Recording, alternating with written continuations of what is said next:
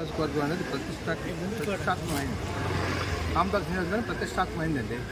ఎందుకంటే ఇందులో సీతారాం గారు స్పీకరు తన అనుభవంతో, రాజకీయ అనుభవంతో ఆయన్ని ఢీ కొట్టాలంటే కోన రవికుమార్ అనేది వారు సాధ్యమే. కానీ ఈలోగా వైఎస్ఆర్ పార్టీలో ఇండిపెండెంట్ అభ్యర్థిగా సుమారు గాంధీ వేస్తున్నారనే విషయం తెలియడంతో వైఎస్ఆర్సీపీ పార్టీకి కొంతవరకు నష్టం కలుగుతుందన్నది మాత్రం వాస్తవం అనేది కామదాస్ నియోజకవర్గంలో వస్తున్నటువంటి మాటగా వినబడుతుంది.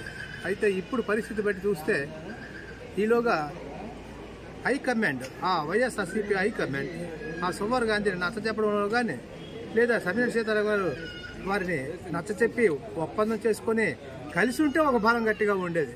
ఈరోజు అది స్పష్టంగా నియోజకవర్గంపై పడుతుంది. దాన్ని ఇప్పటికైనా ఇంకా సమయం పోలేదు.